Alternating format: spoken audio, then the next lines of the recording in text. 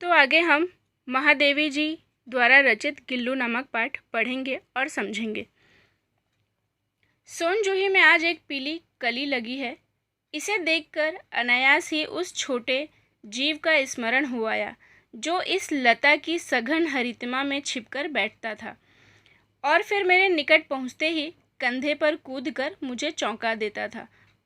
तब मुझे कली की खोज रहती थी, पर आज उस लघु प्राणी की खोज है। इसमें सोन जूही एक जूही का फूल होता है, यानी पुष्प होता है, जो कि पीले कलर का होता है। अनायास का मतलब होता है अचानक।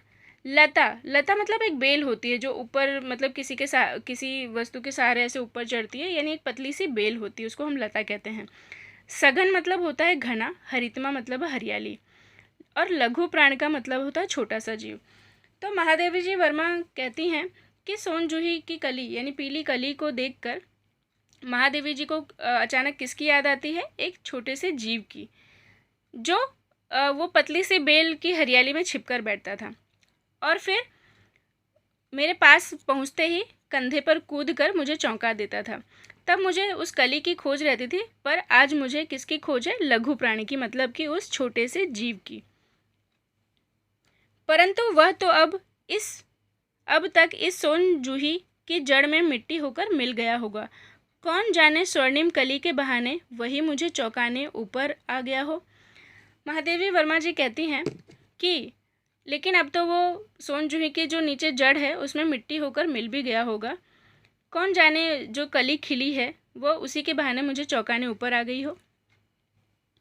अचानक एक दिन सवेरे कमरे में बरामदे में आकर मैंने देखा, दो कौवे एक गमले के चारों ओर चोंचों से छुआ छुअवल जैसा खेल खेल रहे हैं।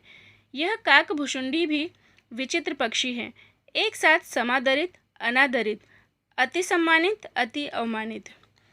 फिर अचानक से एक दिन सवेरे महादेवी जी अपने बरामदे में आकर देखती हैं कि दो कौवे, एक गमला होता है उसके चारों ओर चोंच से छुआ छुअल जैसा खेल खेल रहे थे। छुआ छुअल का खेल मतलब चुपके से छूकर छुप जाना और फिर से छूना, उसको ये ऐसा एक खेल होता है।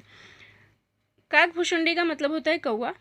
समादरित का मतलब होता है विशेष आदर, और अनादरित का मतलब होता है आदर का अभाव या तो तिरस्कार।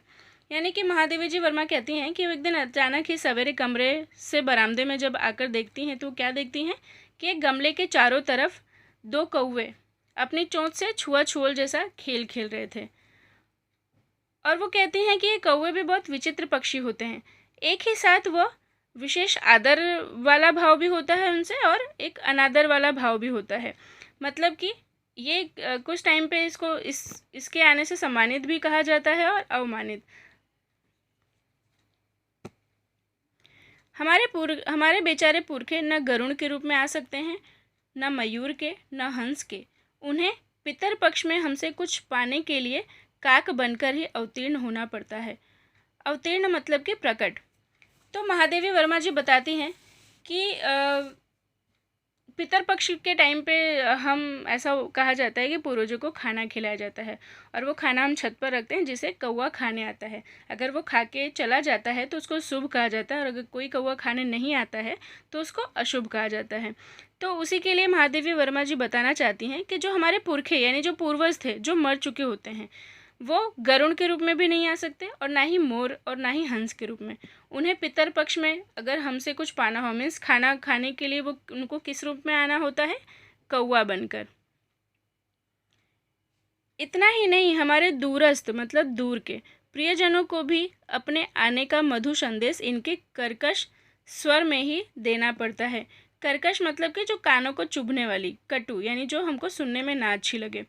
तो महादेवी वर्मा जी कहते हैं कि यानी कि जो कौवे होते हैं, जब हमारे घर के मुंडेरे पे काँव काँव करते हैं तो ऐसा कहा जाता है कि हमारा कोई प्रियजन हमारे घर आने वाला है, तो उसके बोलने का ये संदेश होता है। दूसरी ओर हम कौवों और काँव काँव करने को अवमानना के अर्थ में भी प्रयोग करते हैं। अवमानना का मतलब होता है अपमान या तिरस्कार। तो एक तरफ तो कौवे का काँव काँव जो होता है, तो उसमें महादेवी वर्मा जी कहती हैं कि जब वो काँव काँव करता है हमारे मुंडेर पे, तो ऐसा हमारे प्रियजनों के आने का संदेश दे रहा है, ऐसा कहा जाता है।